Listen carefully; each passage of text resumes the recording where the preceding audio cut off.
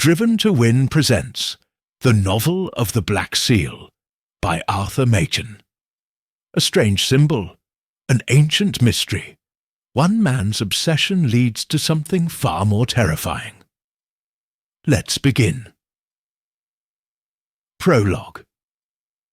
"I see you are a determined rationalist," said the lady. "Did you not hear me say that I have had experiences even more terrible? I too was once a skeptic, but after what I have known, I can no longer affect to doubt." "Madam," replied Mr. Phillips, "no one shall make me deny my faith.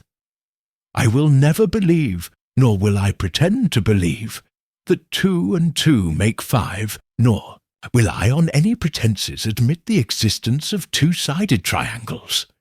"You are a little hasty," rejoined the lady, "but may I ask you if you ever heard the name of Professor Gregg, the authority on ethnology and kindred subjects?"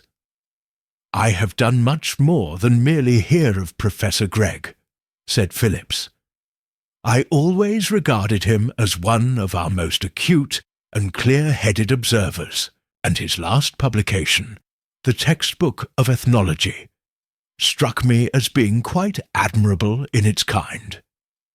Indeed, the book had but come into my hands when I heard of the terrible accident which cut short Gregg's career. He had, I think, taken a country house in the west of England for the summer, and is supposed to have fallen into a river. So far as I remember, his body was never recovered. Sir, I am sure that you are discreet.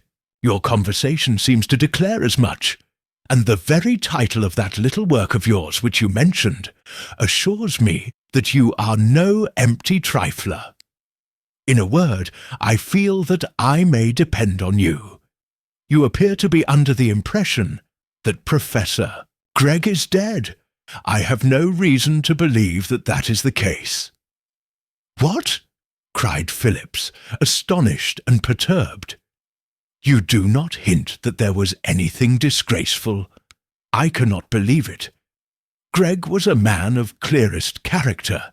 His private life was one of great benevolence, and though I myself am free from delusions, I believe him to have been a sincere and devout Christian. Surely you cannot mean to insinuate that some disreputable history forced him to flee the country?" "Again you are in a hurry," replied the lady. "I said nothing of all this. Briefly, then, I must tell you that Professor Gregg left this house one morning in full health, both in mind and body. He never returned, but his watch and chain, a purse containing 3 sovereigns in gold, and some loose silver, with a ring that he wore habitually, were found 3 days later on a wild and savage hillside many miles from the river. These articles were placed beside a limestone rock of fantastic form.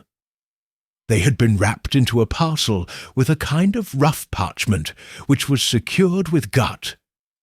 The parcel was opened, and then a side of the parchment bore an inscription done with some red substance. The characters were undecipherable, but seemed to be a corrupt cuneiform." "You interest me intensely," said Phillips. "Would you mind continuing your story? The circumstance you have mentioned seems to me of the most inexplicable character, and I thirst for an elucidation." The young lady seemed to meditate for a moment, and she then proceeded to relate the novel of the Black Seal. And now the story begins. I must now give you some fuller particulars of my history. I am the daughter of a civil engineer, Stephen Lally by name, who was so unfortunate as to die suddenly at the outset of his career, and before he had accumulated sufficient means to support his wife and her 2 children. My mother contrived to keep the small household going on resources which must have been incredibly small. We lived in a remote country village, because most of the necessaries of life were cheaper than in a town. But even so, we were brought up with the severest economy. My father was a clever and well-read man, and left behind him a small but select collection of books, containing the best Greek, Latin, and English classics, and these books were the only amusement we possessed. My brother, I remember, learnt Latin out of Descartes' Meditations, and I, in place of the little tales which children are usually told to read, had nothing more charming than a translation of the Gesta Romanorum. We grew up thus, quiet and studious children, and in course of time my brother provided for himself in the manner I have mentioned. I continued to live at home. My poor mother had become an invalid, and demanded my continual care, and about 2 years ago she died after many months of painful illness. My situation was a terrible one. The shabby furniture barely sufficed to pay the debts I had been forced to contract, and the books I dispatched to my brother, knowing how he would value them. I was absolutely alone. I was aware how poorly my brother was paid, and though I came up to London in the hope of finding employment, with the understanding that he would defray my expenses, I swore it should only be for a month, and that, if I could, not in that time, find some work who would starve, rather than deprive him of the few miserable pounds he had laid by for his day of trouble. I took a little room in a distant suburb, the cheapest that I could find. I lived on bread and tea, and had spent my time in vain answering of advertisements, and vainer walks towed dresses I had noted. Day followed on day, and week on week, and still it was unsuccessful, till at last the term I had appointed drew to a close, and I saw before me the grim prospect of slowly dying of starvation. My landlady was good-natured in her way. She knew the slenderness of my means, and I am sure that she would not have turned me out of doors. It remained for me then to go away, and to try to die in some quiet place.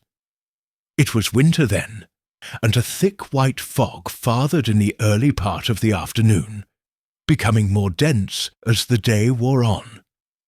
It was a Sunday, I remember, and the people of the house were at chapel. At about 3 o'clock I crept out, and walked away as quickly as I could, for I was weak from abstinence. The white mist wrapped all the streets in silence. A hard frost had gathered thick upon the bare branches of the trees, and frost crystals glittered on the wooden fences, and on the cold, cruel ground beneath my feet. I walked on, turning to right, and left in utter haphazard, without caring to look up at the names of the streets. And all that I remember of my walk on that Sunday afternoon seems but the broken fragments of an evil dream. In a confused vision I stumbled on, through roads half town and half country, grey fields melting into the cloudy world of mist on one side of me, and on the other comfortable villas with a glow of firelight flickering on the walls, but all unreal, red brick walls and lighted windows, vague trees and glimmering country, gas lamps beginning to star the white shadows, the vanishing perspectives of the railway line beneath high embankments, the green and red of the signal lamps. All these were but momentary pictures flashed on my tired brain, and senses numbed by hunger. Now and then I would hear a quick step ringing on the iron road, and men would pass me well wrapped up, walking fast for the sake of warmth, and no doubt eagerly foretasting the pleasures of a glowing hearth, with curtains tightly drawn about the hour, frosted panes, and the welcomes of their friends. But as the early evening darkened and night approached, foot passengers got fewer and fewer, and I passed through street after street alone. In the white silence I stumbled on, as desolate as if I trod the streets of a buried city, and as I grew more weak and exhausted, something of the horror of death was folding thickly round my heart.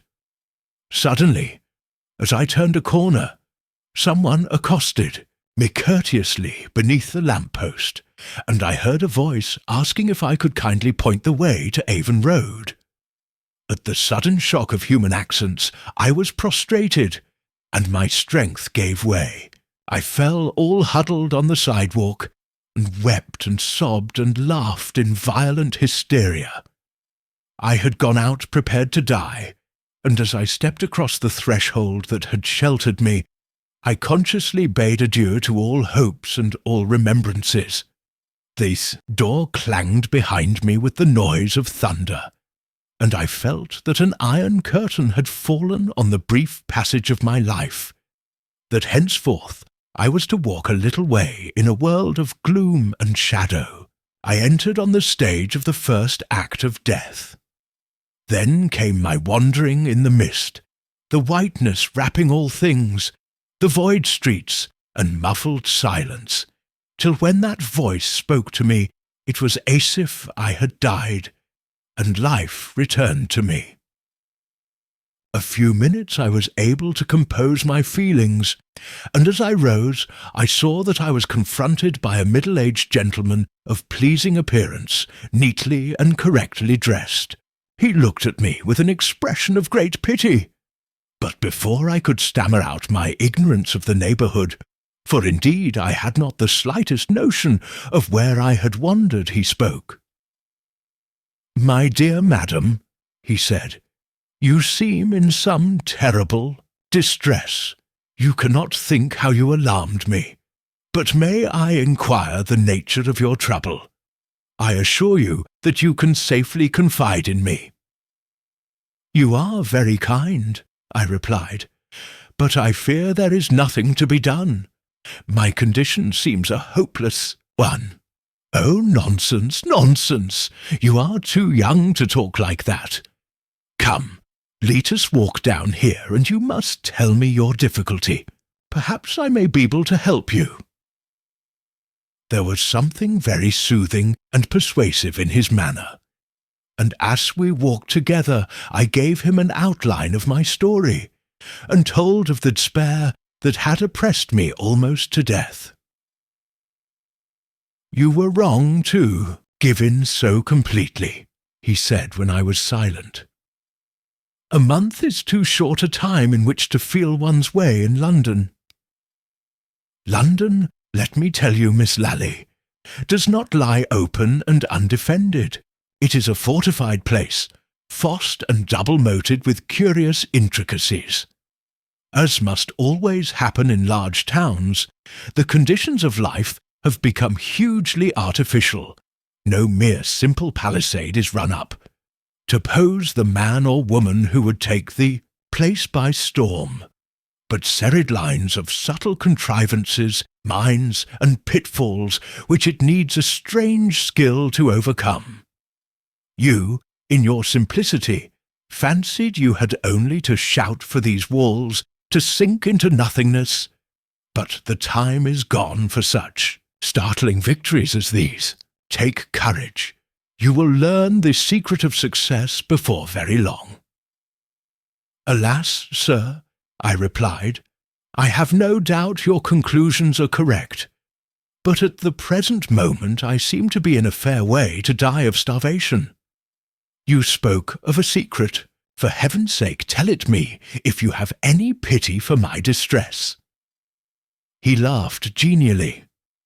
"There lies the strangeness of it all. Those who know the secret cannot tell it if they would. It is positively as ineffable as the central doctrine of Freemasonry. But I may say this, that you yourself have penetrated at least the outer husk of the mystery." And he laughed again. "Pray do not jest with me," I said. "What have I done? I'm so far ignorant that I have not the slightest idea of how my next meal is to be provided. Excuse me. You ask what you have done. You have met me. Come, we will fence no longer.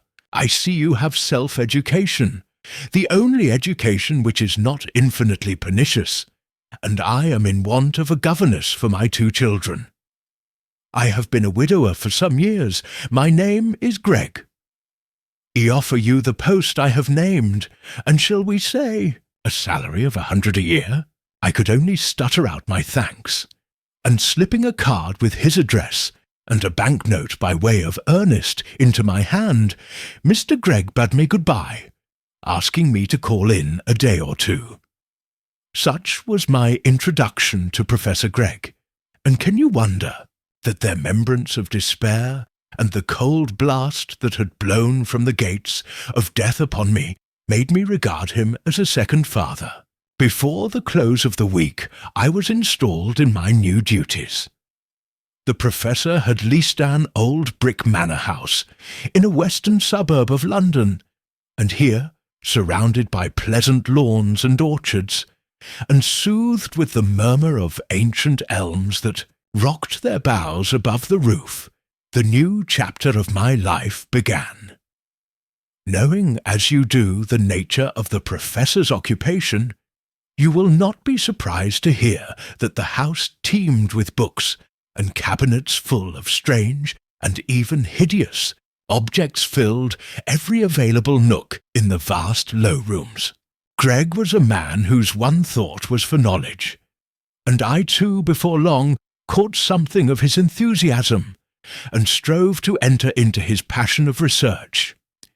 In a few months I was perhaps more his secretary than the governess of the 2 children, and many a night I have sat at the desk in the glow of the shaded lamp, while he, pacing up and down in the rich gloom of the firelight, dictated to me the substance of his textbook of ethnology. But amidst these more sober and accurate studies I always detected a something hidden, a longing and desire for some object to which he did not allude, and now and then he would break short in what he was saying and lapse into reverie, entranced, as it seemed to me, by some distant prospect of adventurous discovery. The textbook was at last finished, and we began to receive proofs from the printers, which were entrusted to me for a first reading, and then underwent the final revision of the Professor. All the while his wariness of the actual business he was engaged on increased, and it was with the joyous laugh of a schoolboy, when term is over, that he one day handed me a copy of the book. "There," he said, "I have kept my word. I promised to write it, and it is done with. Now I shall be free to live for stranger things. I confess it, Miss Lally. I covet the renown of Columbus. You will, I hope, see me play the part of an explorer." "Surely," I said, "there is little left to explore. You have been born a few 100 years too late for that." "I think you are wrong," he replied.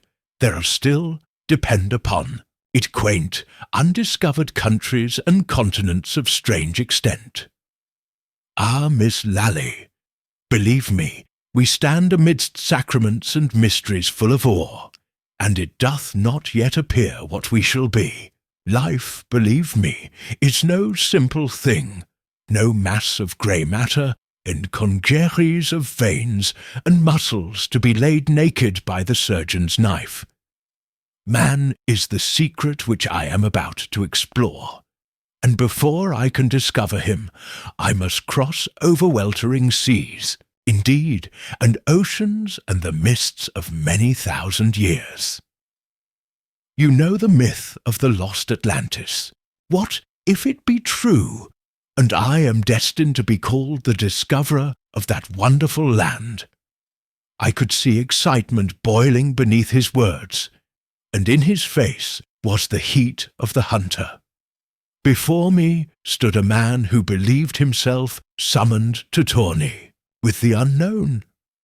A pang of joy possessed me when I reflected that I was to be in a way associated with him in the adventure, and I, too, burned with the lust of the chase, not pausing, consider, that I knew not what we were to unshadow.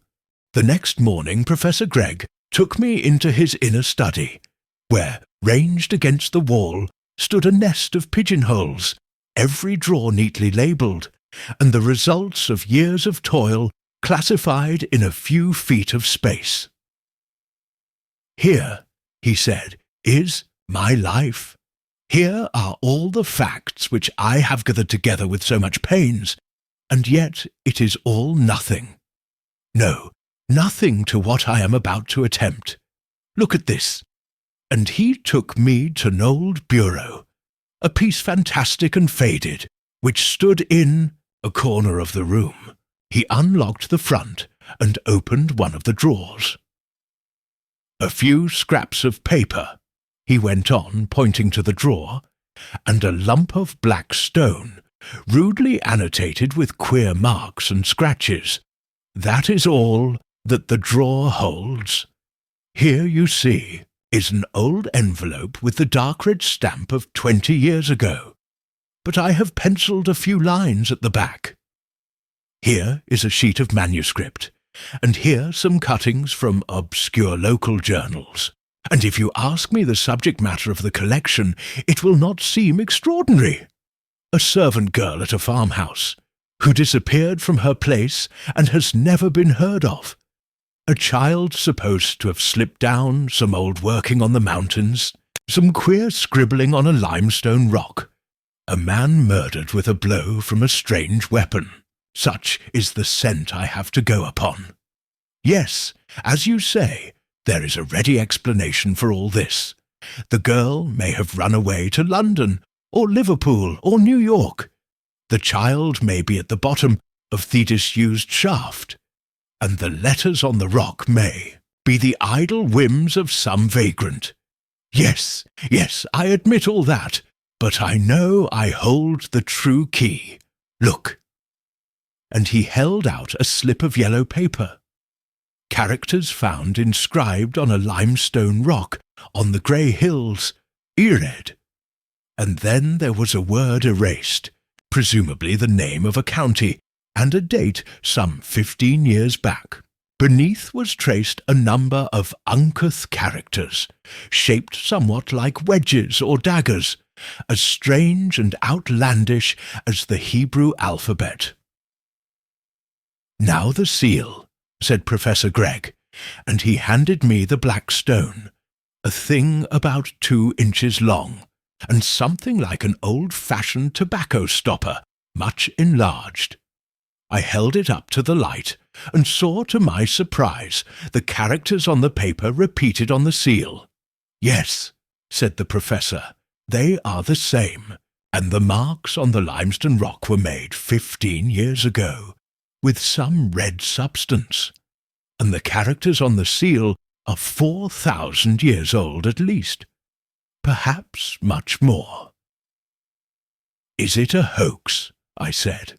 "No, I anticipated that. I was not to be led to give my life to a practical joke. I have tested the matter very carefully. Only one person besides myself knows of the mere existence of that black seal. Besides, there are other reasons which I cannot enter into now." "But what does it all mean?" I said. "I cannot understand to what conclusion all this leads."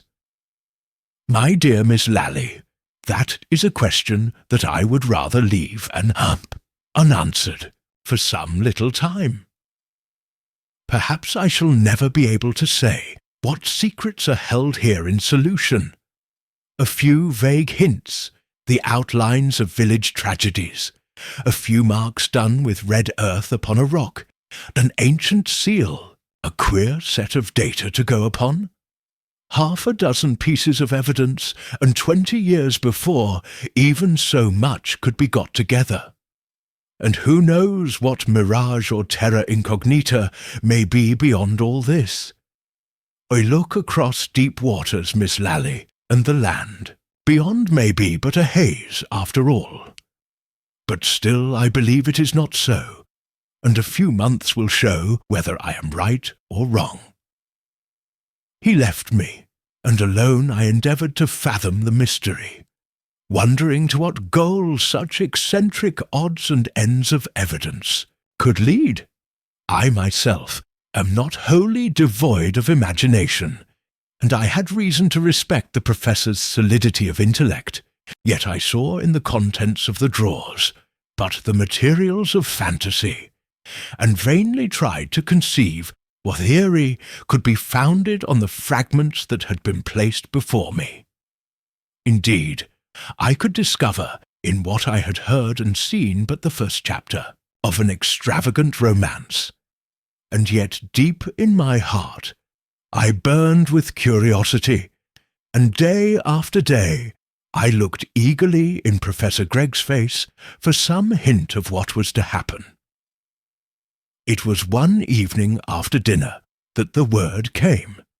"I hope you can make your preparations without much trouble," he said suddenly to me. "We shall be leaving here in a week's time." "Really?" I said in astonishment. "Where are we going?" "I have taken a country house in the west of England, not far from Kermayan, a quiet little town, once a city and the headquarters of a Roman legion. It is very dull there, but the country is pretty, and there is wholesome." I detected a glint in his eyes, and guessed that this sudden move had some relation to our conversation of a few days before. "I shall just take a few books with me," said Professor Gregg. "That is all. Everything else will remain here for our return. I have got a holiday," he went on, smiling at me, "and I shan't be sorry to be quite for a time of my old bones and stones and rubbish. Do you know," he went on, "I have been grinding away at facts for 30 years. It is time for fancies." The days passed quickly. I could see that the professor was all quivering with suppressed excitement, and I could scarce credit the eager appetence of his glance as we left the old manor house behind us and began our journey. We set out at midday, and it was in the dusk of the evening that we arrived at a little country station. I was tired and excited, and the drive through the lanes seems all a dream. First, the deserted streets of a forgotten village, while I heard Professor Gregg's voice, talking of the Augustan legion and the clash of arms and all the tremendous pomp that followed the eagles. Then the broad river swimming to full tide, with the last afterglow glimmering duskily in the yellow water, the wide meadows, the cornfields whitening, and the deep lane winding on the slope between the hills and the water. At last we began to ascend, and the air grew rarer. I looked down and saw the pure white mist tracking the outline of the river like a shroud, and a vague and shadowy country. Imaginations and fantasy of swelling hills and hanging woods, and half-shaped outlines of hills beyond, and in the distance, the glare of the furnace fire on the mountain, glowing by turns, a pillar of shining flame and fading to a dull point of red. We were slowly mounting a carriage drive, and then there came to me the cool breath and the secret of the great wood that was above us. I seemed to wander in its deepest depths, and there was the sound of trickling water, the scent of the green leaves, and the breath of the summer night. The carriage stopped at last, and I could scarcely distinguish the form of the house as I waited a moment at the pillared porch. The rest of the evening seemed a dream of strange things bounded by the great silence of the wood and the valley and the river. The next morning, when I awoke and looked out of the bow window of the big, old-fashioned bedroom, I saw under a grey sky a country that was still all mystery. The long, lovely valley, with the river winding in and out below, crossed in mid-vision by a medieval bridge of vaulted and buttressed stone, the clear presence of the rising ground beyond, and the woods that I had only seen in shadow the night before. seemed tinged with enchantment, and the soft breath of air that sighed in at the opened pane was like no other wind. I looked across the valley, and beyond, hill followed on hill as wave on wave, and here a faint blue pillar of smoke rose still in the morning air from the chimney of a nascent grey farmhouse. There was a rugged height crowned with dark firs, and in the distance I saw the white streak of a road that climbed and vanished into some unimagined country. But the boundary of all was a great wall of mountain, vast in the west, and ending like a fortress, with a steep ascent and a domed tumulus clear against the sky. I saw Professor Gregg walking up and down the terrace path below the windows, and it was evident that he was revelling in the sense of liberty, and the thought that he had for a while bidden goodbye to task work. When I joined him, there was exultation in his voice as he pointed out the sweep of valley and the river that wound beneath the lovely hills.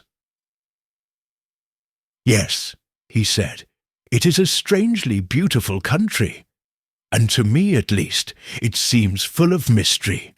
You have not forgotten the drawer he showed, you, Miss Lally? No! And you have guessed that I have come here not merely for the sake of the children and the fresh air." "I think I have guessed as much as that," I replied, "but you must remember I do not know the mere nature of your investigations. And as for the connection between the search and this wonderful valley, it is past my guessing." He smiled queerly at me. "You must not think I am making a mystery for the sake of mystery," he said. "I do not speak out because, so far, there is nothing to be spoken. Nothing definite, I mean, nothing that can be set down in hard black and white, as dull and sure and irreproachable as any blue book. And then I have another reason. Many years ago, a chance paragraph in a newspaper caught my attention, and focused in an instant the vagrant thoughts and half-formed fancies of many idle and speculative hours into a certain hypothesis. I saw at once that I was treading on a thin crust.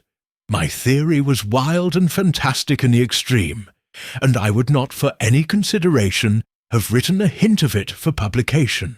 But I thought that in the company of scientific men like myself, men who knew the course of discovery, and were aware that the gas that blazes and flares in the gin palace was once a wild hypothesis, I thought that with such men as these I might hazard my dream, let us say Atlantis, or the Philosopher's Stone, or what you like, without danger of ridicule.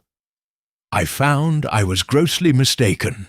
My friends looked blankly at me and at one another, and I could see something of pity, and something also of insolent contempt in the glances they exchanged. One of them called on me next day, and hinted that I must be suffering from overwork and brain exhaustion. "In plain terms," I said, "you think I am going mad? I think not." And I showed him out with some little appearance of heat. Since that day I vowed that I would never whisper the nature of my theory to any living soul. To none but yourself have I ever shown the contents of that drawer.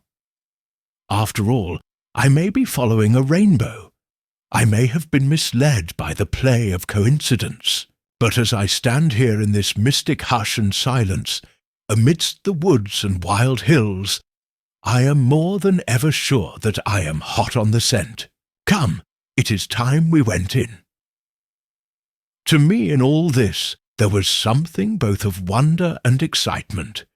I knew how in his ordinary work Professor Gregg moved step by step, testing every inch of the way, and never venturing on assertion without proof. That was impregnable. Yet I divined more from his glance and the vehemence of his tone than from the spoken word, that he had in his every thought the vision of the almost incredible continually with him, and I, who was with some share of imagination no little of a sceptic, offended at a hint of the marvellous, could not help asking myself whether he were cherishing a monomania, and barring out from this one subject all the scientific method of his other life. Yet with this image of mystery haunting my thoughts, I surrendered wholly to the charm of the country. Above the faded house on the hillside began the great forest, a long dark line seen from the opposing hills, stretching above the river for many a mile from north to south, and yielding in the north to even wilder country, barren and savage hills, and ragged common land, a territory all strange and unvisited, and more unknown to Englishmen than the very heart of Africa. The space of a couple of steep fields alone separated the house from the woods, and the children were delighted to follow me up the long alleys of undergrowth between smooth pleached walls of shining beech to the highest point in the wood, whence one looked on one side across the river and the rise and fall of the country to the great western mountain wall, and on the other over the surge and dip of the myriad trees of the forest, over level meadows and the shining yellow sea to the faint coast beyond.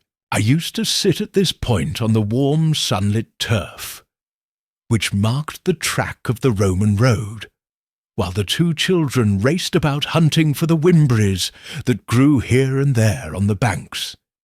Here, beneath the deep blue sky and the great clouds, rolling like olden galleons with sails full-bellied from the sea to the hills, as I listened to the whispered charm of the great and ancient wood, I lived solely fortnight, and only remembered strange things when we would return to the house and find Professor Gregg either shut up in the little room he had made his study, or else pacing the terrace with the look, patient and enthusiastic, of the determined seeker.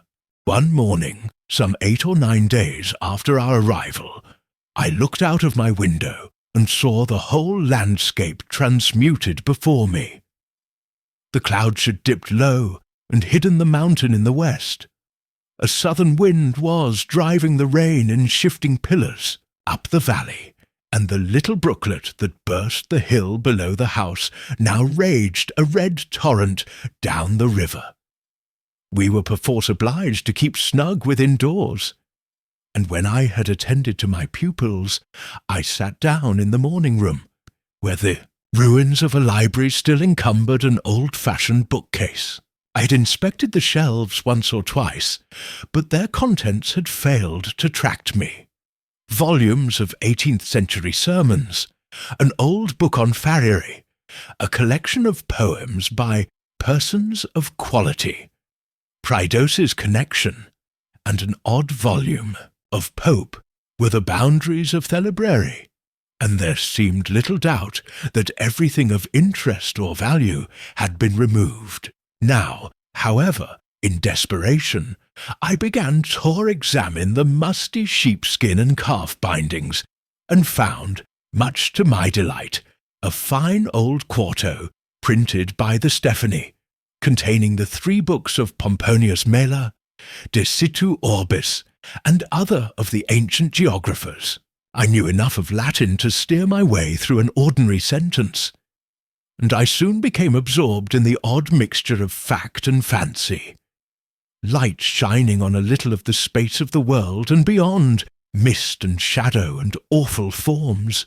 Glancing over the clear printed pages, my attention was caught by the heading of a chapter in Solinus, and arrayed the words Mira, de intimis gentibus Libiae, de lapide hexacontalitho. The wonders of the people that inhabit the inner parts of Libya, and of the stone called 60 Stone. The odd title attracted me, and I read on. Gens ista avia er secreta habitat, In montibus horrendis foeda mysteria celebrat, de hominibus nihil aliudili preferunt quam figuram, ab humano rituprorsus exulant, oderunt deum lucis, stridunt potius quam locuntur, vox absona nex sine horrore auditur, lapide quodam gloriantur, quem hexe contaliton vocant, dicunt enim hunc lapidem, sexaginta notas ostendere, cujus lapidis nomen secretum ineffabile colunt, quod exaxar. This folk, I translated to myself, dwells in remote and secret places, and celebrates foul mysteries on savage hills. Nothing have they in common with men save the face, and the customs of humanity are wholly strange to them, and they hate the sun. They hiss rather than speak, their voices are harsh, and not to be heard without fear. They boast of a certain stone, which they call 60 stone, for they say that it displays 60 characters. And this stone has a secret, unspeakable name, which is Exaxar. I laughed at the queer inconsequence of all this, and thought it fit for Sinbad the Sailor, or other of the supplementary knights. When I saw Professor Gregg in the course of the day, I told him of my find in the bookcase, and the fantastic rubbish I had been reading. To my surprise, he looked up at me with an expression of great interest. "That is really very curious," he said. "I have never thought it worth while to look into the old geographers, and I dare say I have missed a good deal. Ah, that is the passage, is it? It seems a shame to rob you of your entertainment, but I really think I must carry off the book." The next day the professor called me to come to the study. I found him sitting at a table in the full light of the window, scrutinizing something very attentively with a magnifying glass. "Ah, Miss Lally," he began, "I want to use your eyes. This glass is pretty good, but not like my old one that I left in town. Would you mind examining the thing yourself and telling me how many characters are cut in it?" He handed me the object in his hand. I saw that it was the black seal he had shown me in London, and my heart began to beat with the thought that I was presently to know something. I took the seal, and holding it up to the light, checked off the grotesque dagger-shaped characters one by one. "I make 62, I said at last. 62? Nonsense! It's impossible. Ah, I see what you have done. You have counted that and that." And he pointed to 2 marks which I had certainly taken, as letters with the rest. "Yes, yes," Professor Gregg went on, "but those are obviously scratches done accidentally. I saw that at once. Yes, then that's quite right. Thank you very much, Miss Lally." I was going away, rather disappointed at my having been called in merely to count the number of marks on the black seal, when suddenly there flashed into my mind what I had read in the morning. "But Professor Gregg," I cried breathless, "the seal, the seal! Why, it is the stone hexacontalithos that Sir Linus writes of. It is Exaxar." "Yes," he said, "I suppose it is. Or it may be a mere coincidence. It never does to be too sure, you know, in these matters." Coincidence killed the professor. I went away puzzled by what I had heard, and as much as ever at a loss to find the ruling clue in this maze of strange evidence.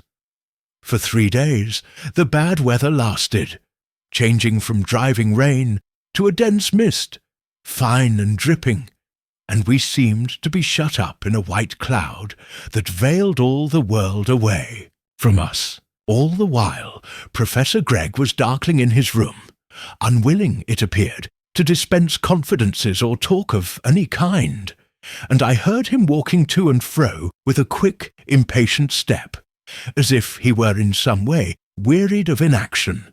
The 4th. Morning was fine, and at breakfast the professor said briskly, "We want some extra help about the house.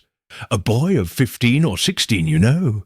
There are a lot of little odd jobs that take up the maid's time, which a boy could do much better." "The girls have not complained to me in any way," I replied.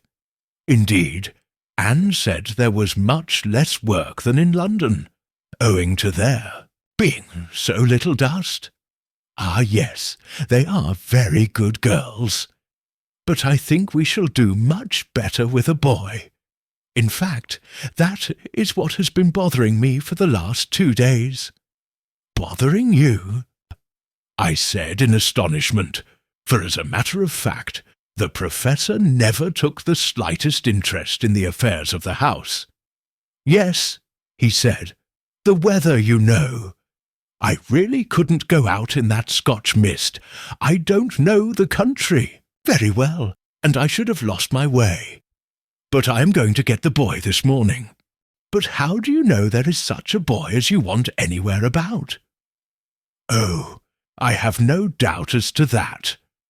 I may have to walk a mile or 2 at the most, but I am sure to find just the boy I require." I thought the professor was joking, but, though his tone was air enough, there was something grim and set about his features that puzzled me.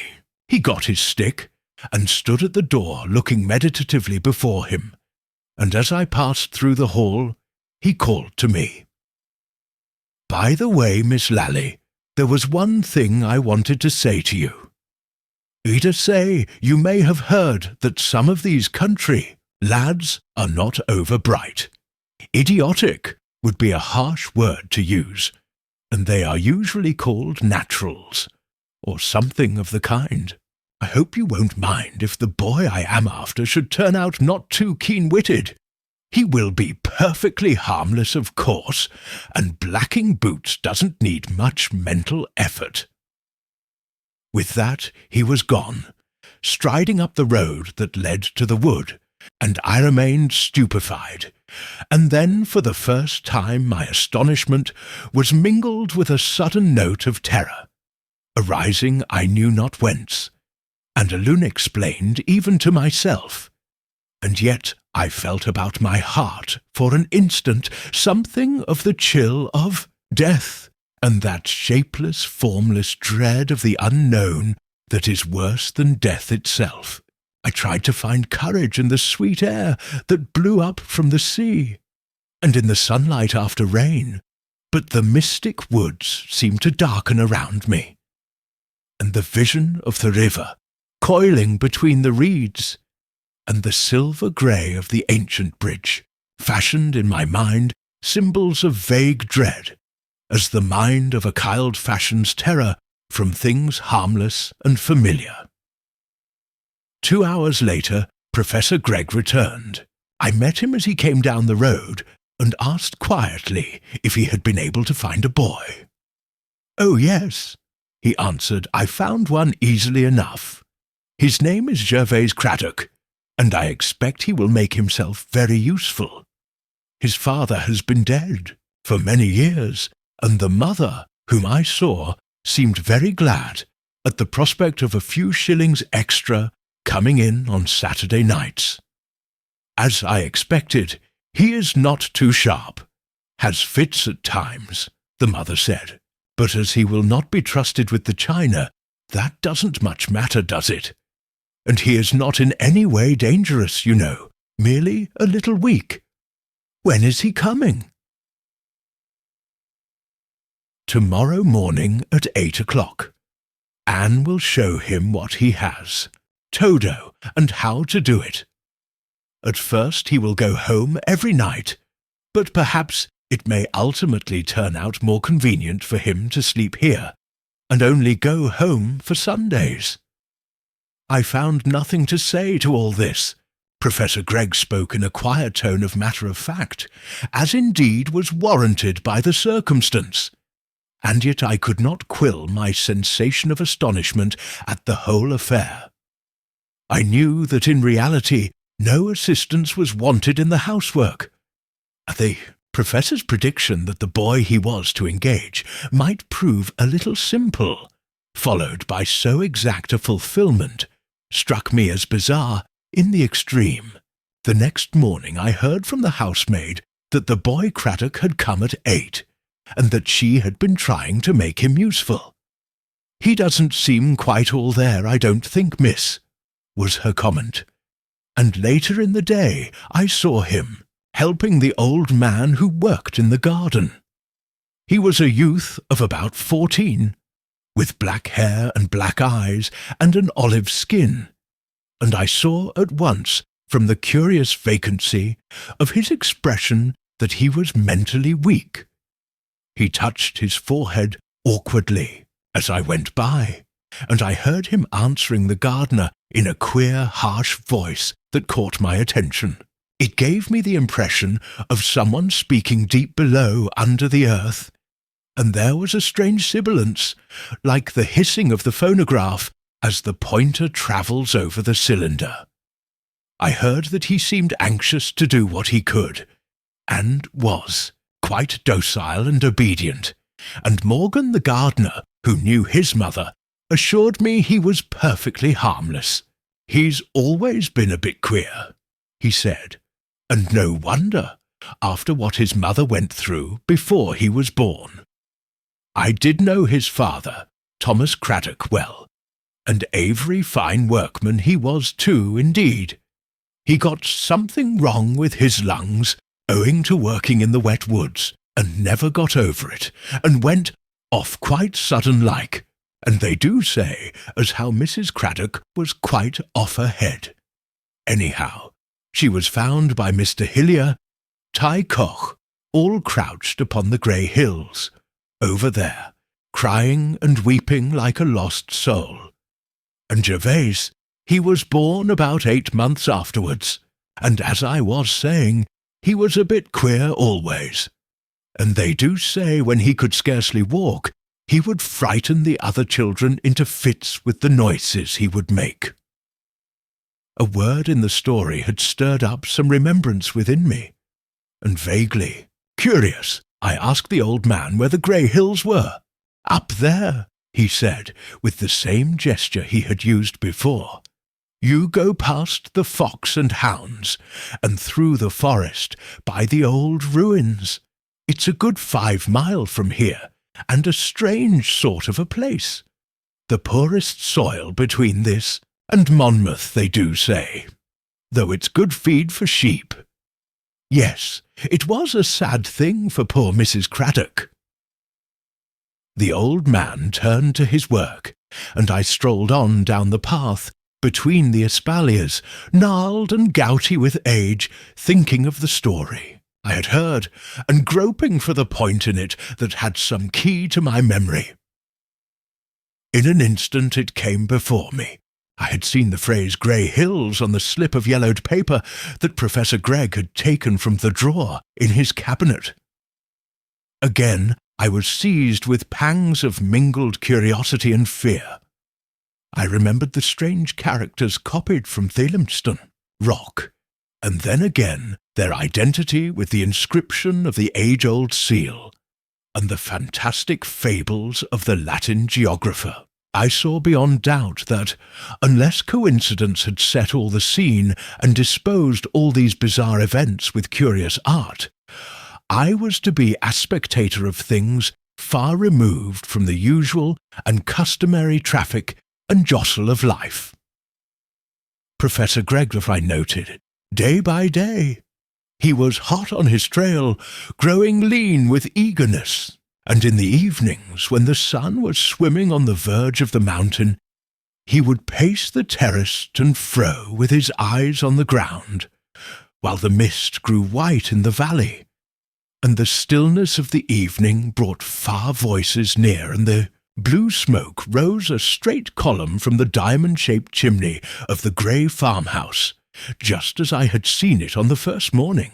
I have told you I was of sceptical habit, but though I understood little or nothing, I began to dread, vainly proposing to myself the iterated dogmas of science that all life is material, and that in the system of things there is no undiscovered land, even beyond the remotest stars, where the supernatural can find a footing. Yet there struck in on this the thought that matter is as really awful and unknown as spirit, that science itself but dallies on the threshold, scarcely gaining more, than a glimpse of the wonders of the inner place. There is one day that stands up from amidst the others as a grim red beacon, betokening evil to come. I was sitting on a bench in the garden, watching the boy Craddock weeding, when I was suddenly alarmed by a harsh and choking sound, like the cry of a wild beast in anguish. And I was unspeakably shocked to see the unfortunate lad standing in full view before me, his whole body quivering and shaking at short intervals, as though shocks of electricity were passing through him, his teeth grinding, foam gathering on his lips, and his face all swollen and blackened to a hideous mask of humanity. I shrieked with terror, and Professor Gregg came running, and as I pointed to Craddock, the boy with an convulsive shudder fell face forward, and lay on the wet earth, his body writhing like a wounded blindworm, and an inconceivable babble of sounds bursting and rattling and hissing from his lips. He seemed to pour forth an infamous jargon, with words, or what seemed words, that might have belonged to a tongue dead since untold ages and buried deep beneath Nilotic mud, or in the inmost recesses of the Mexican forest. For a moment the thought passed through my mind, as my ears were still revolted with that infernal clamour, surely this is the very speech of hell. And then I cried out again and again, and ran away shuddering to me inmost soul. I had seen Professor Gregg's face as he stooped over the wretched boy and raised him, and I was appalled by the glow of exultation that shone on every lineament and feature. As I sat in my room with drawn blinds, and my eyes hidden in my hands, I heard heavy steps beneath, and I was told afterwards that Professor Gregg had carried Craddock to his study and had locked the door. I heard voices murmur indistinctly, and I trembled to think of what might be passing within a few feet of where I sat. I longed to escape to the woods and sunshine, and yet I dreaded the sights that might confront me on the way. And at last, as I held the handle of the door nervously, I heard Professor Gregg's voice calling to me with a cheerful ring. "It's all right now, Miss Lally," he said. "The poor fellow has got over it, and I've been arranging for him to sleep here after. Tomorrow, perhaps I may be able to do something for him."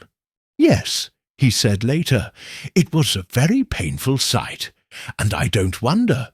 You were alarmed. We may hope that good food will build him up a little, but I am afraid he will never be really cured." And he affected the dismal and conventional air with which one speaks of hopeless illness.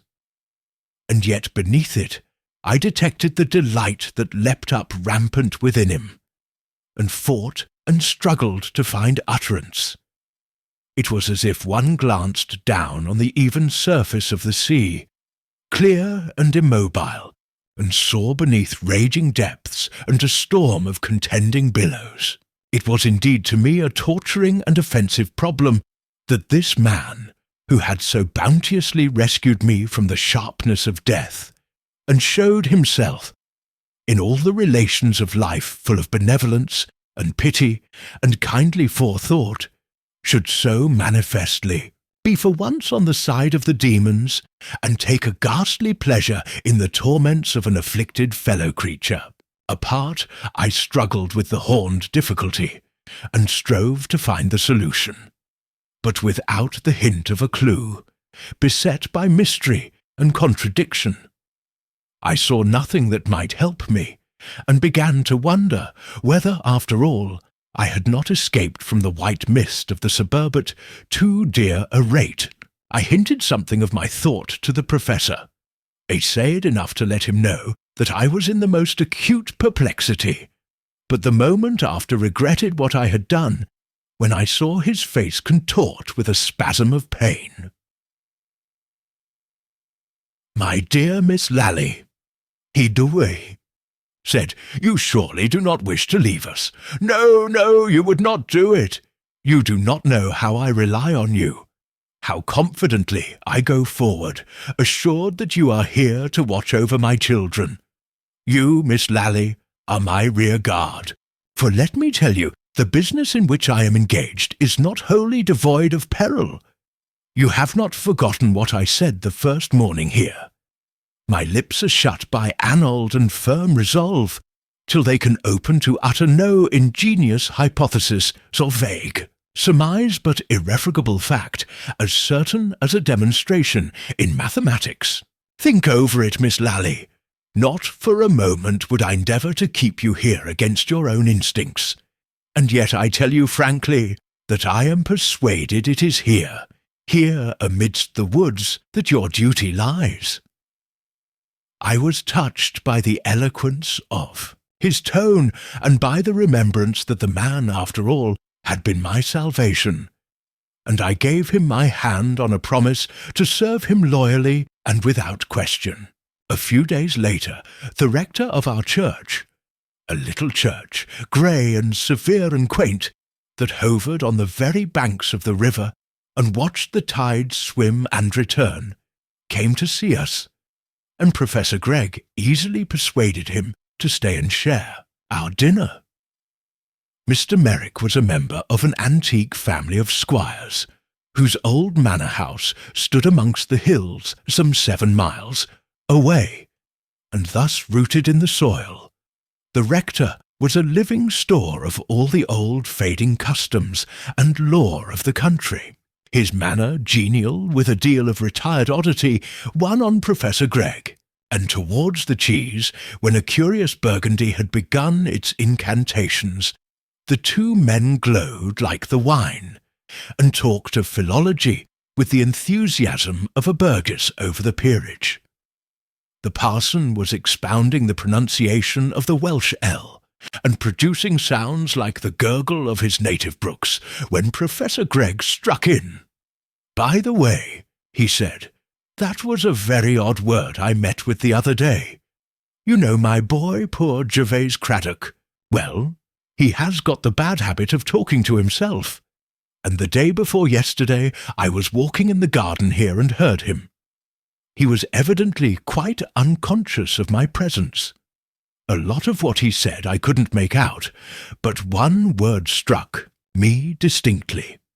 It was such an odd sound, half sibilant, half guttural, and as quaint as those double L's you have been demonstrating. I do not know whether I can give you an idea of the sound. Ishak Shah is perhaps as near as I can get, but the K ought to be a Greek Chi or a Spanish J. Now what does it mean in Welsh?" "In Welsh," said the parson, "there is no such word in Welsh, nor any word remotely resembling it. I know the book Welsh, as they call it, and the colloquial dialects as well as any man, but there's no word like that from Anglesey to Usk. Besides, none of the Craddocks speak a word of Welsh. It's dying out about here." "Really, you interest me extremely, Mr. Merrick. I confess the word didn't strike me as having the Welsh ring, but I thought it might be some local corruption. No, I never heard such a word, or anything like it. Indeed," he added, smiling whimsically, "if it belongs to any language, I should say it must be that of the fairies. The Tylwyth Teg, as we call them."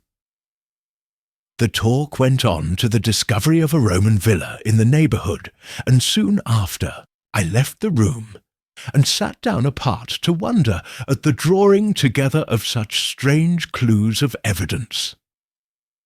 As the professor had spoken of the curious word, I had caught the glint in his eye upon me, and though the pronunciation he gave was grotesque in the extreme, I recognized the name of the stone of 60 characters mentioned by Solinus.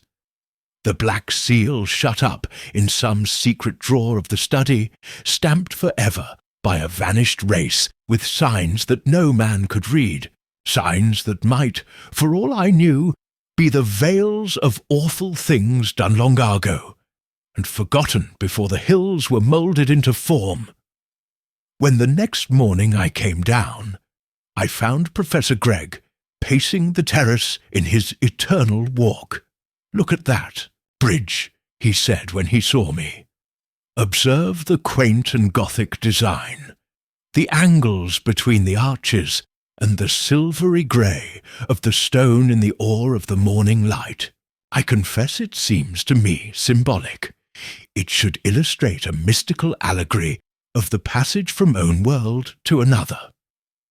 "Professor Gregg," I said quietly, "it is time that I knew something of what has happened and of what is to happen." For the moment he put me off, but I returned again with the same question in the evening, and then Professor Gregg flamed with excitement. "Don't you understand yet?" he cried. "But I have told you a good deal. Yes, and shown you a good deal. You have heard pretty nearly all that I have heard and seen what I have seen. Or at least," and his voice chilled as he spoke, "enough to make a good deal clear as noonday. The chief servants told you, I have no doubt, that the wretched boy Craddock had another seizure the night before last. He awoke me with cries of that voice you heard in the garden, and I went to him, and God forbid you should see what I saw that night. But all this is useless. My time here is drawing to a close. I must be back in town in 3 weeks, as I have a course of lectures to prepare and need all my books about me. In a very few days it will be all over, and I shall no longer hint, and no longer be liable to ridicule as a madman and a quack. No, I shall speak plainly, and I shall be heard with such emotions as perhaps no other man has ever drawn from the breasts of his fellows." He paused and seemed to grow radiant with the joy of great and wonderful discovery. "But all that is for the future. The near future certainly, but still the future." He went on at length. "There is something to be done. Yet you will remember my telling you that my researches were not altogether devoid of peril. Yes, there is a certain amount of danger to be faced. I did not know how much when I spoke on the subject before, and to ascertain extent I am still in the dark. But it will be a strange adventure, the last of all, the last demonstration in the chain."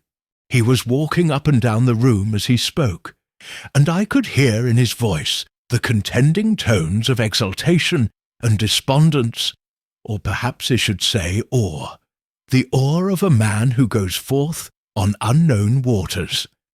And I thought of his allusion to Columbus on the night he had laid his book before me. The evening was a little chilly, and a fire of logs had been lighted in the study where we were. The remittent flame and the glow on the walls reminded me of the old days. I was sitting silent in an armchair by the fire, wondering over all I had heard, and still vainly speculating as to the secret springs concealed from me under all the phantasmagoria I had witnessed, when I became suddenly aware of a sensation that change of some sort had been at work in the room, and that there was something unfamiliar in its aspect. For some time I looked about me, trying in vain to localize the alteration that I knew had been made. The table by the window, the chairs, the faded settee were all as I had known them. Suddenly, as a sought-for recollection flashes into the mind, I knew what was amiss. I was facing the professor's desk, which stood on the other side of the fire, and above the desk was a grimy-looking bust of Pitt that I had never seen there before. And then I remembered the true position of this work of art.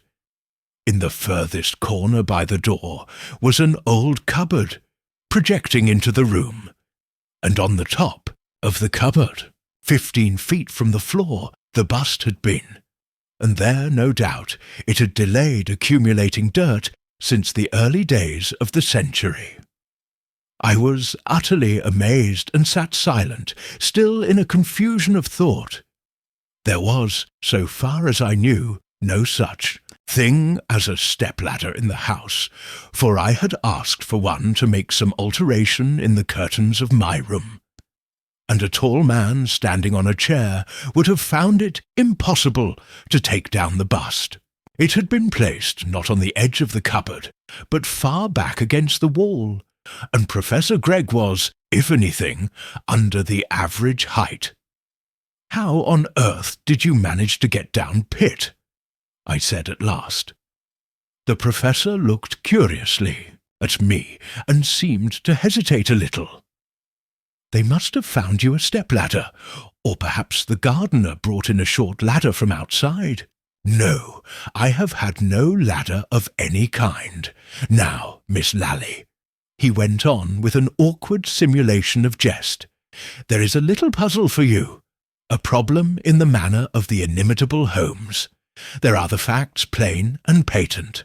Summon your acuteness to the solution of the puzzle." "For heaven's sake," he cried with a breaking voice, "say no more about it. I tell you, I never touched the thing."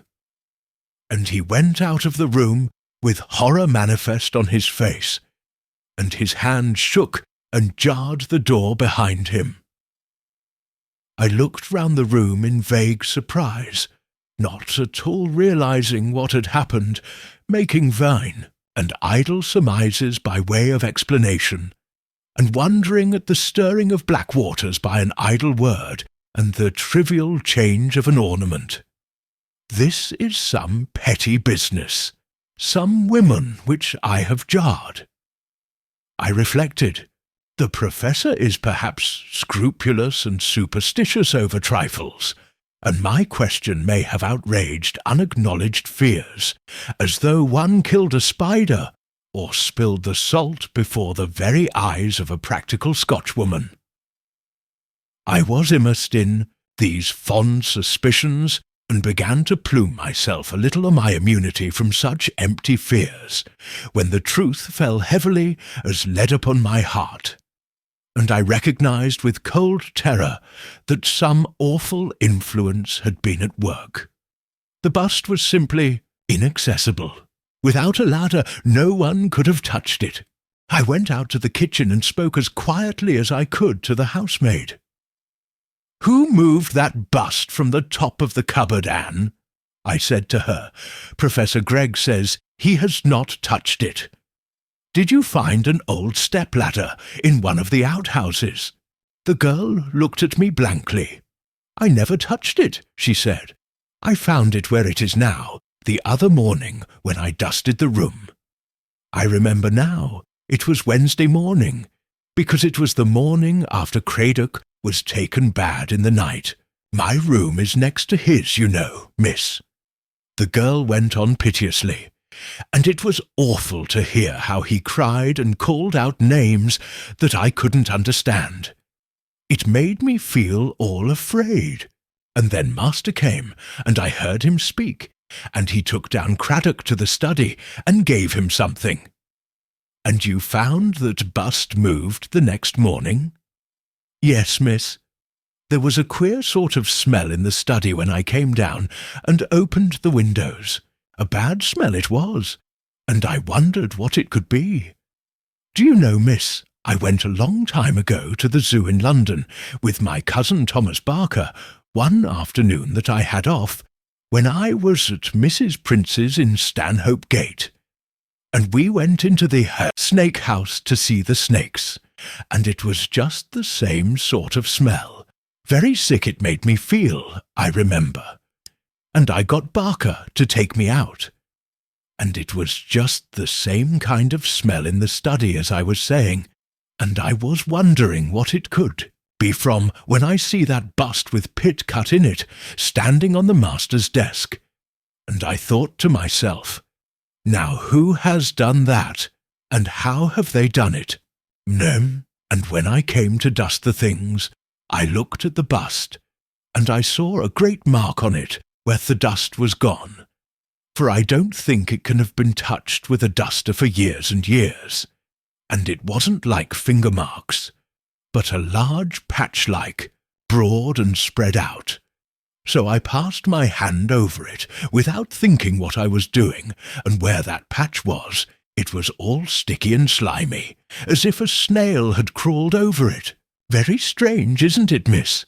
And I wonder who can have done it, and how that mess was made. The well-meant gabble of the servant touched me to the quick. I lay down upon my bed, and bit my lip that I should not cry out loud in the sharp anguish of my terror and bewilderment. Indeed, I was almost mad with dread. I believe that if it had been daylight, I should have fled hot-foot, forgetting all courage and all the debt of gratitude that was due to Professor Gregg, not caring whether my fate were that I must starve slowly, so long as I might escape from the net of blind and panic fear that every day seemed to draw a little closer round me. If I knew, I thought, if I knew what there was to dread, I could guard against it. But here, in this lonely house, shut in on all sides by the olden woods and the vaulted hills, terror seems to spring inconsequent from every covert, and the flesh is aghast at the half-hearted murmurs of horrible things. All in vain I strove to summon scepticism to my aid, and endeavoured by cool common sense to buttress my belief in a world of natural order, for the air that blew in at the open window was a mystic breath, and in the darkness I felt the silence go heavy and sorrowful as a mass of requiem, and I conjured images of strange shapes gathering fast amidst the reeds, beside the wash of the river. In the morning, from the moment that I set foot in the breakfast-room, he felt that the unknown plot was drawing to a crisis. The professor's face was firm and set, and he seemed hardly to hear our voices when we spoke. "I am going out for a rather long walk," he said, when the meal was over. "You mustn't be expecting me now, or thinking anything has happened if I don't turn up to dinner. I have been getting stupid lately, and I dare say a miniature walking tour will do me good. Perhaps I may even spend the night in some little inn if I find any place that looks clean and comfortable." I heard this, and knew by my experience of Professor Gregg's manner that it was no ordinary business of pleasure that impelled him. I knew not, nor even remotely guessed, where he was bound, nor had I the vaguest notion of his errand. But all the fear of the night before returned, and as he stood smiling on the terrace, ready to set out, I implored him to stay and to forget all his dreams of the undiscovered continent. "No, no, Miss Lally," he replied, still smiling. "It's too late now. Vestigia nulla retrorsum, you know, is the device of all true explorers, though I hope it won't be literally true in my case. But indeed you are wrong to alarm yourself so. I look upon my little expedition as quite commonplace, no more exciting than a day with the geological hammers. There is a risk, of course, but so there is on the commonest excursion. I can afford to be jaunty. I am doing nothing so hazardous as Harry does 100 times over in the course of every bank holiday. Well then, you must look more cheerfully, and so goodbye till tomorrow at latest." He walked briskly up the road, and I saw him open the gate that marks the entrance of the wood, and then he vanished in the gloom of the trees. All the day passed, heavily with a strange darkness in the air, and again I felt as if imprisoned amidst the ancient woods, shut in an olden land of mystery and dread, and as if all was long ago and forgotten by the living outside.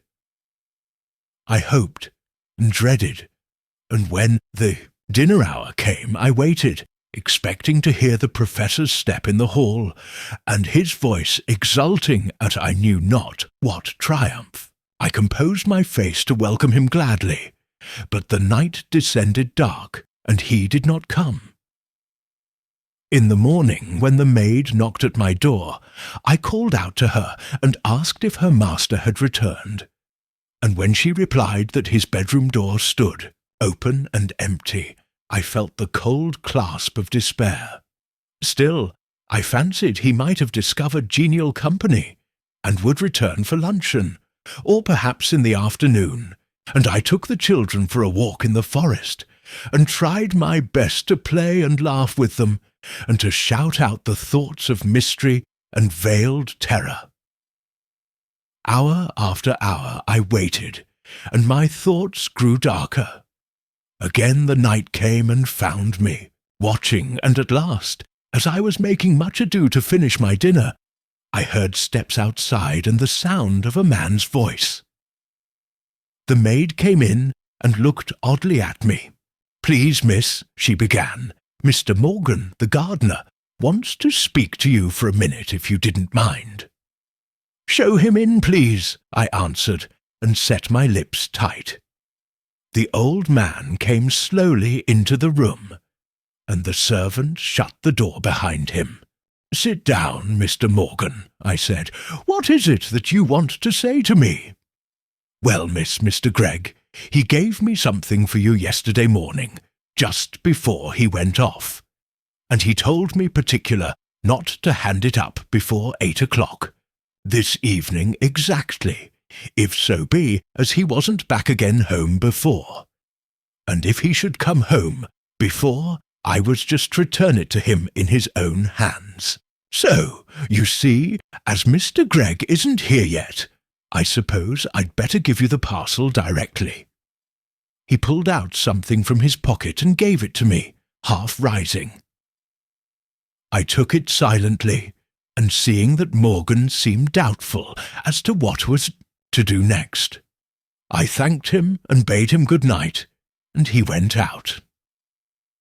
I was left alone in the room with the parcel in my hand, a paper parcel neatly sealed and directed to me, with the instructions Morgan had quoted, all written in the professor's large loose hand. I broke the seals with a choking at my heart, and found an envelope inside, addressed also, but open, and I took the letter out.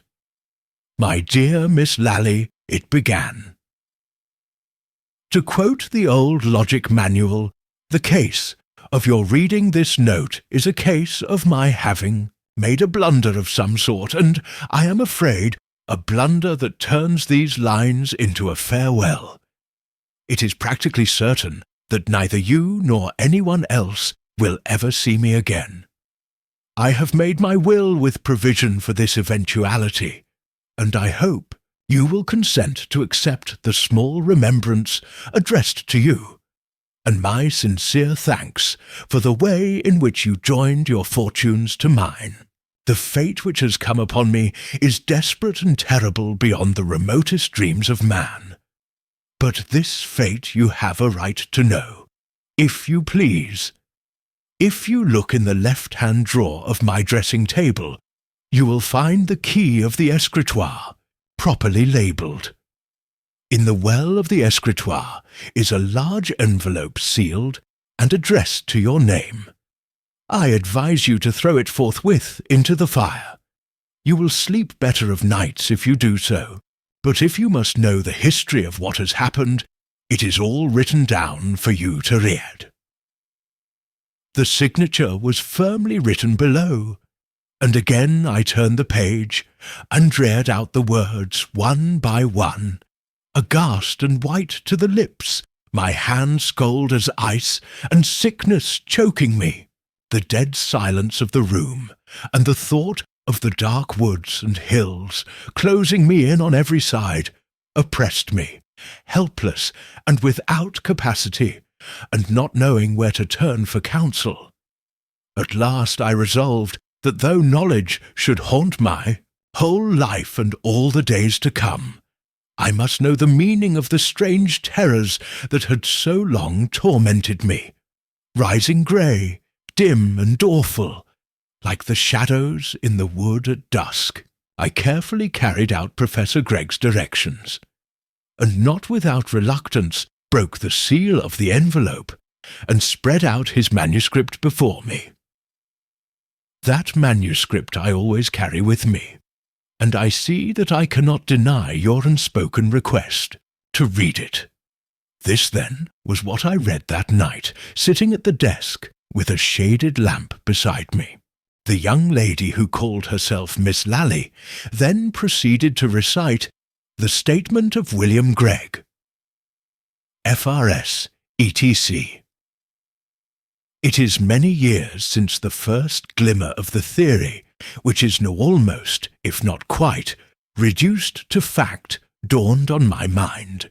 A somewhat extensive course of miscellaneous and obsolete reading had done a great deal to prepare the way, and later, when I became somewhat of a specialist and immersed myself in the studies known as ethnological, I was now and then startled by facts that would not square with orthodox scientific opinion, and by discoveries that seemed to hint at something still hidden for all our research.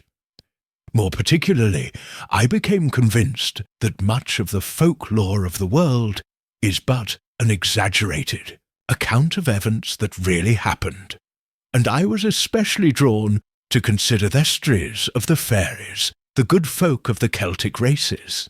Here I thought I could detect the fringe of embroidery and exaggeration, the fantastic guise, the little people dressed in green and gold sporting in the flowers, and I thought I saw a distinct analogy between the name given to this race, supposed to be imaginary, and the description of their appearance and manners. Just as our remote ancestors called the dreaded beings fair and good, precisely because they dreaded them, so they had dressed them up in charming forms, knowing the truth to be their very reverse.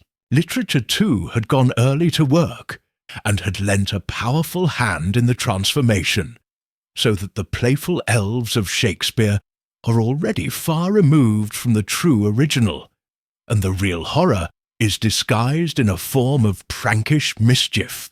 But in the older tales, the stories that used to make men cross themselves as they sat around the burning logs, we tread a different stage. I saw a widely opposed spirit in certain histories of children and of men and women who vanished strangely from the earth. They would be seen by a peasant in the fields walking towards some green and rounded hillock, and seen no more on earth. And there are stories of mothers who have left a child, quietly sleeping, with the cottage door rudely barred with a piece of wood, and have returned not to find the plump and rosy little Saxon, but a thin and wizened creature with sallow skin and black piercing eyes, the child of another race. Then, again, there were myths darker still, the dread of witch and wizard, the lurid evil of the Sabbath, and the hint of demons who mingled with the daughters of men. And just as we have turned the terrible fair folk into a company of benignant, if freakish elves, so we have hidden from us the black foulness of the witch and her companions under a popular diablerie of old women and broomsticks, and a comic cat with tail on end. So the Greeks called the hideous furies benevolent ladies, and thus the northern nations have followed their example. I pursued my investigations, stealing odd hours from other and more imperative labours, and I asked myself the question, supposing these traditions to be true, who were the demons who are reported to have attended the Sabbaths? I need not say that I laid aside what I may call the supernatural hypothesis of the Middle Ages, and came to the conclusion that fairies and devils were of one and the same race and origin. Invention, no doubt, and the Gothic fancy of old days hadn't much in the way of exaggeration and distortion. Yet I firmly believe that beneath all this imagery there was a black background of truth.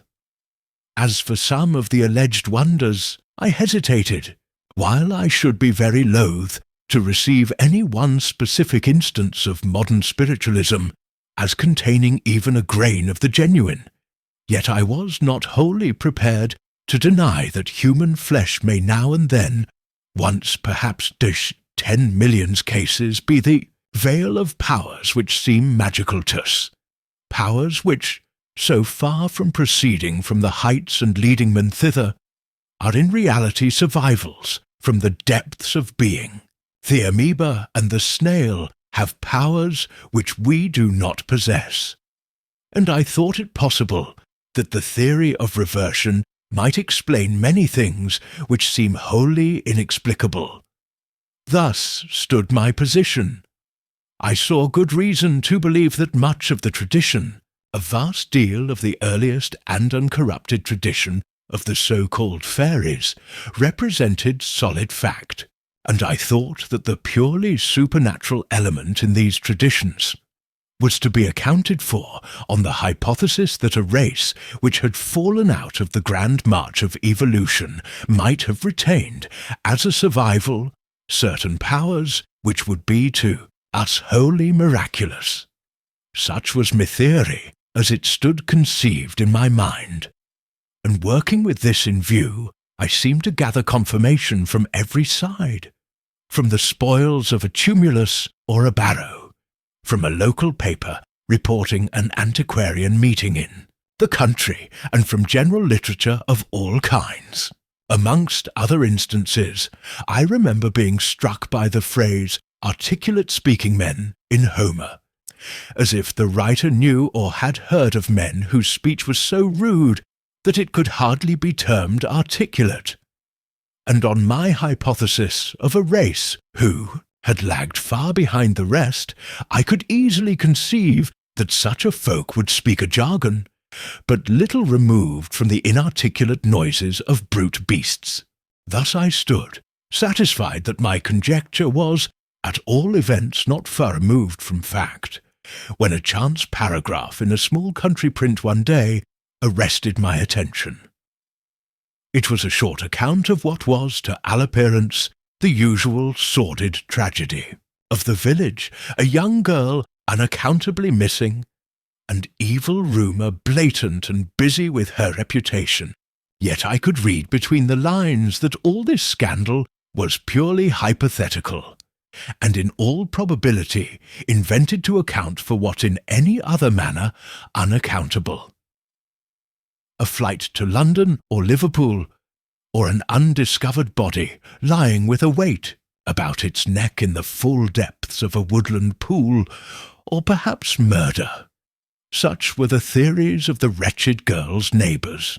But as I idly scanned the paragraph, a flash of thought passed through me with the violence of an electric shock. What if the obscure and horrible race of the hills still survived, still remained haunting wild places and barren hills, and now and then repeating the evil of Gothic legend, unchanged and unchangeable as the Turanian shelter, or the Basques of Spain? I have said that the thought came with violence, and indeed I drew in my breath sharply, and clung with both hands to my elbow chair, in a strange confusion of horror and elation. It was as if one of my confrères of physical sense, roaming in a quiet English wood, had been suddenly stricken aghast by the presence of the slimy and loathsome terror of the Ichthyosaurus, the original of the stories of the awful worms killed by valorous knights, or had seen the sun darkened by the pterodactyl, the dragon of tradition. Yet, as a resolute explorer of knowledge, the thought of such a discovery threw me into a passion of joy, and I cut out the slip from the paper and put it in a drawer in my old bureau, resolved that it should be but the first piece in a collection of the strangest significance.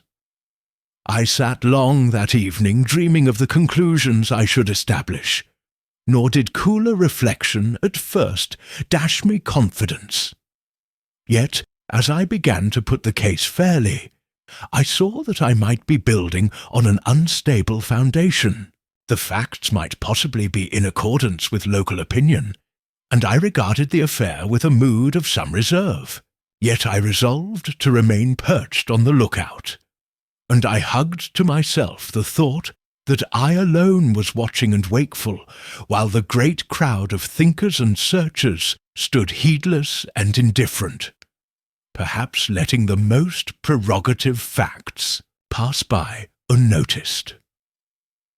Several years elapsed before I was enabled to add to the contents of the drawer, and the second find was, in reality, not a valuable one, for it was a mere repetition of the first, with only the variation of another and distant locality.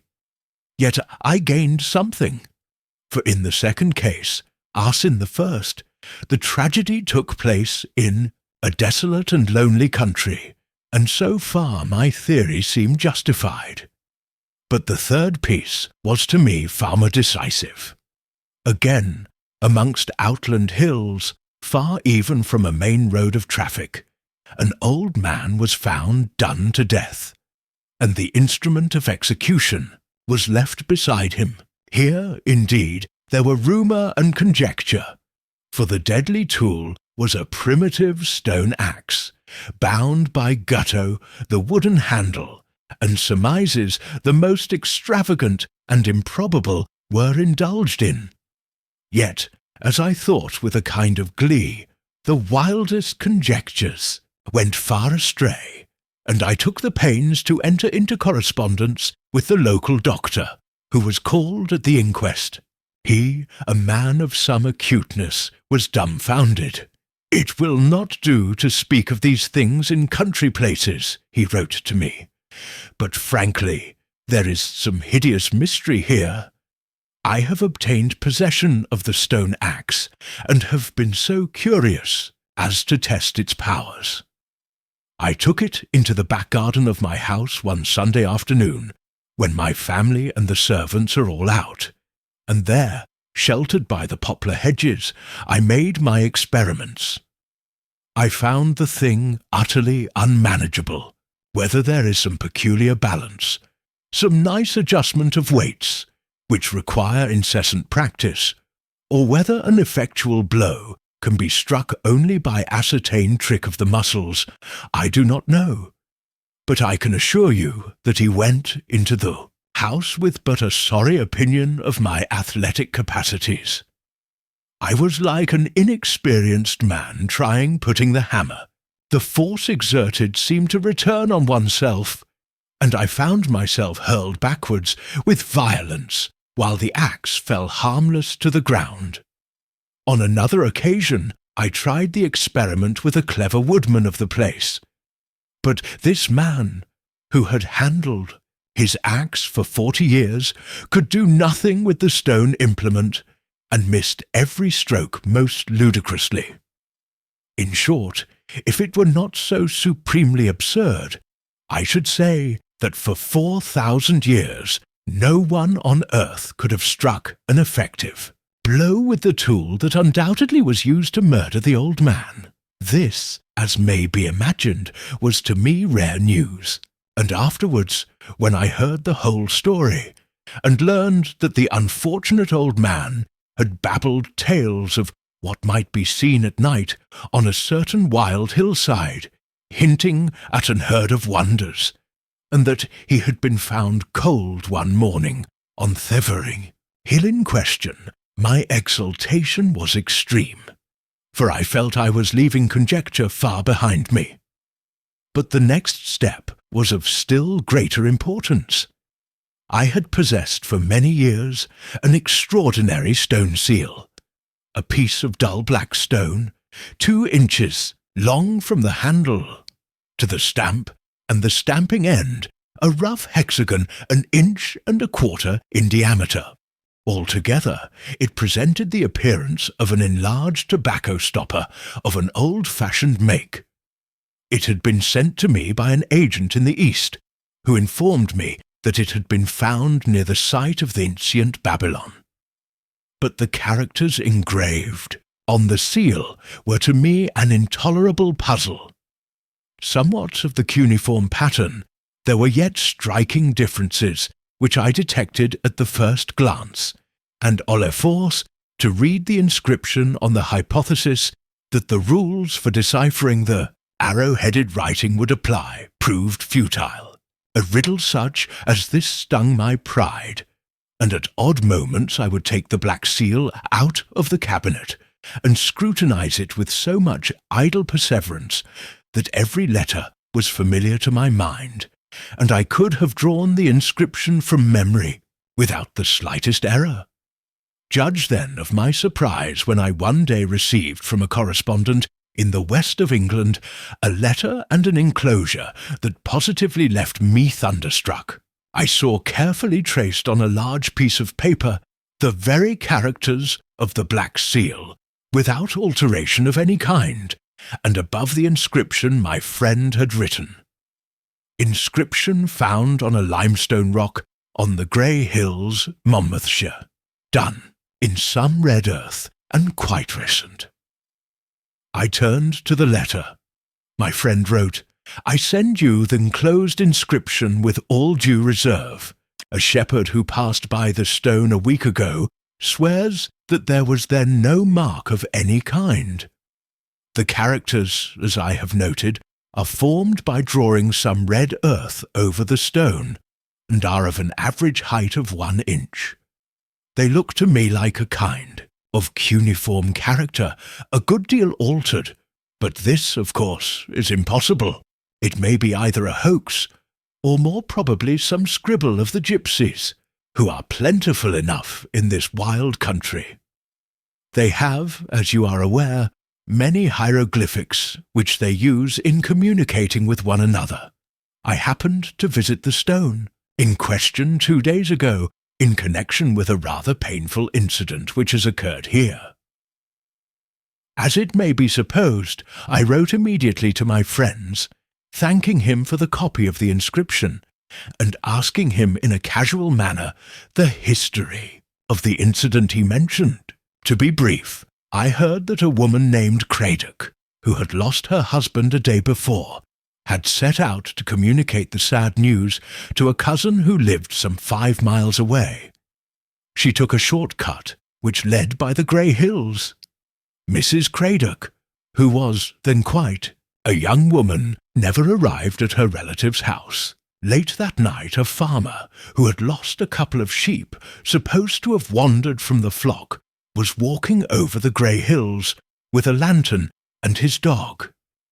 His attention was attracted by a noise, which he described as a kind of wailing, mournful, and pitiable to hear. And guided by the sound, he found the unfortunate Mrs. Craddock crouched on the ground by the limestone rock, swaying her body to and fro, and lamenting and crying in so heart-rending a manner that the farmer was, as he says, at first obliged to stop his ears, or he would have run away. The woman allowed herself to be taken home, and a neighbour came to see to her necessities. All the night she never ceased her crying, mixing hurlement with words of some unintelligible jargon, and when the doctor arrived he pronounced her insane. She lay on her bed for a week, now wailing, as people said, like one lost and damned for eternity, and now sunk in a heavy coma. It was thought that grief at the loss of her husband had unsettled her mind, and the medical man did not, at one time, expect her to live. I need not say that I was deeply interested in this story. and I made my friend write to me at intervals with all the particulars of the case. I heard then that in the course of 6 weeks the woman gradually recovered the use of her faculties, and some months later she gave birth to a son, christened Gervase, who unhappily proved to be of weak intellect. Such were the facts known to the village. But to me, while I whitened at the suggested thought of the hideous enormities that had doubtless been committed, all this was nothing short of conviction, and I incautiously hazarded a hint of something like the truth to some scientific friends. The moment the words had left my lips, I bitterly regretted having spoken, and thus given away the great secret of my life. But with a good deal of relief mixed with indignation, I found my fears altogether misplaced, for my friends ridiculed me to my face, and I was regarded as a madman, and beneath a natural anger I chuckled to myself, feeling as secure amidst these blockheads as if I'd confided what I knew to the desert sands. But now, knowing so much, I resolved I would know all, and I concentrated my efforts on the task of deciphering the inscription on the Black Seal.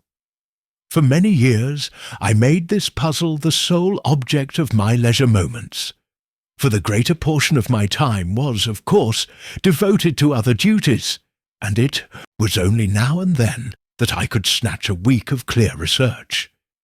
If I were to tell the full history of this curious investigation, this statement would be wearisome in the extreme, for it would contain simply the account of long and tedious failure.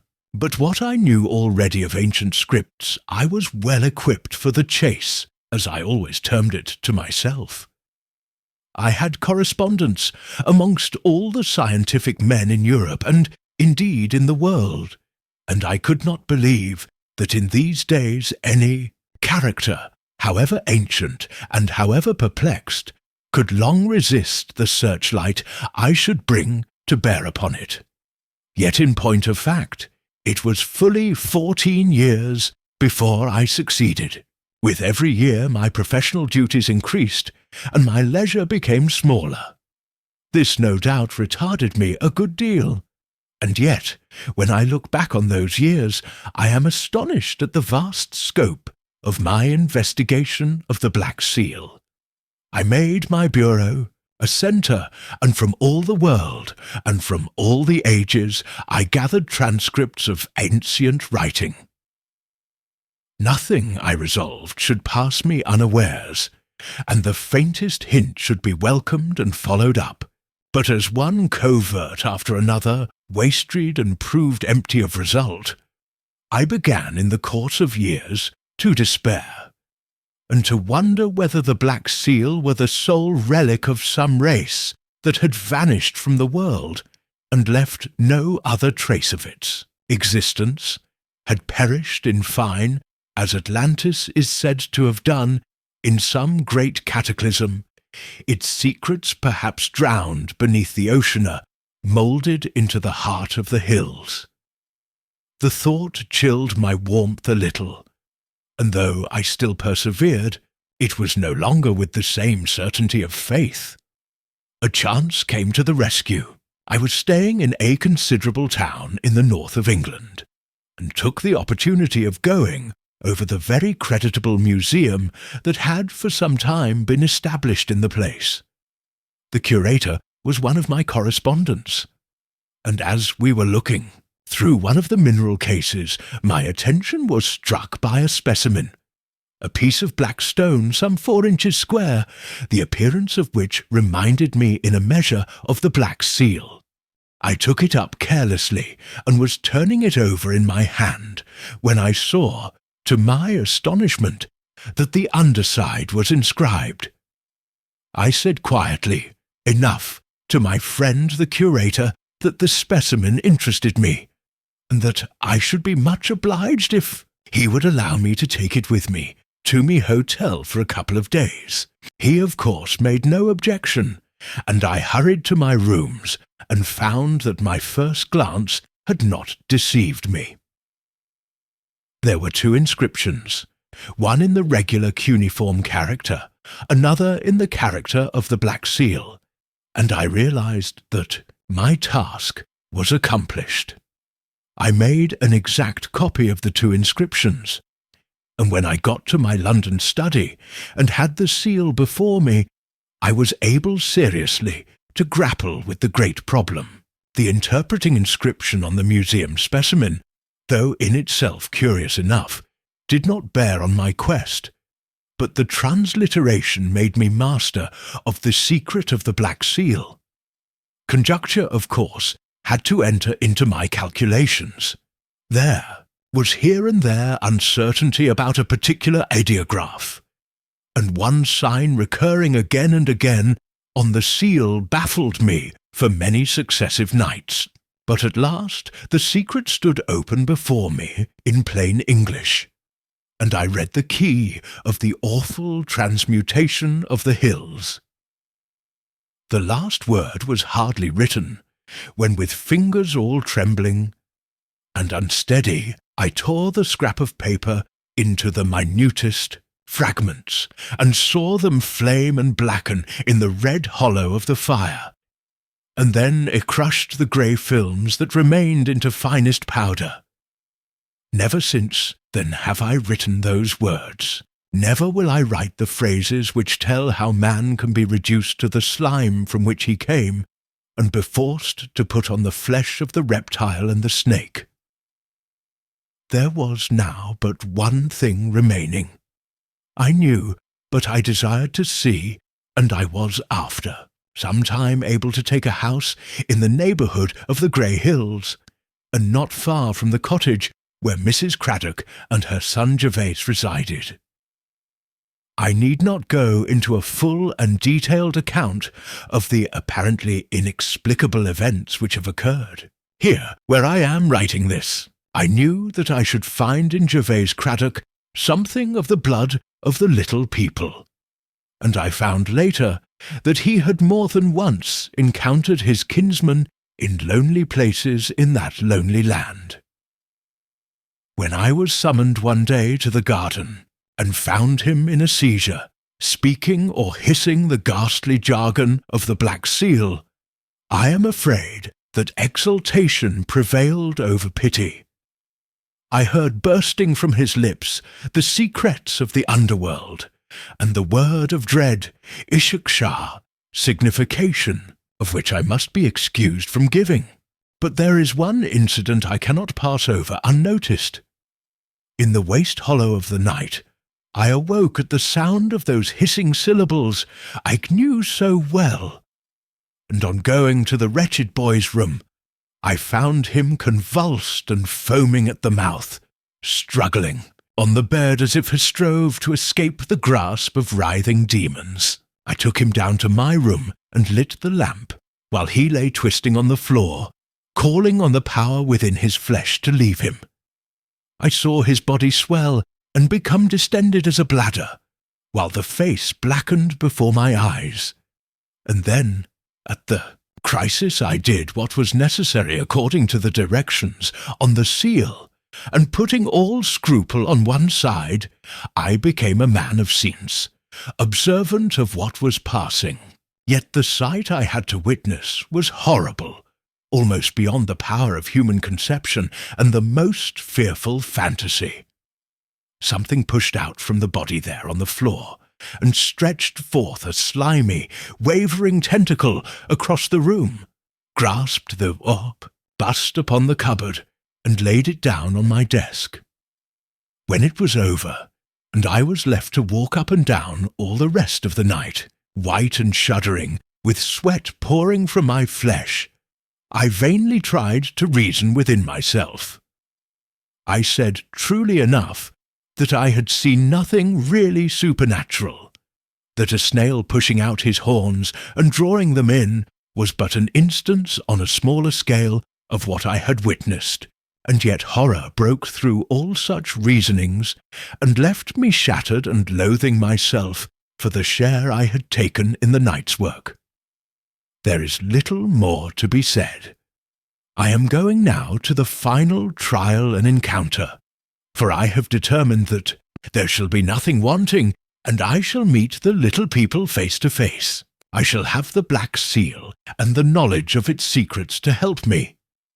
And if I unhappily do not return from my journey, there is no need to conjure up here a picture of the awfulness of my fate. Pausing a little at the end of Professor Gregg's statement, Miss Lally continued her tale in the following words. Such was the almost incredible story that the professor had left behind him. When I had finished reading it, it was late at night, but the next morning I took Morgan with me, and we proceeded to search the grey hills for some trace of the lost professor.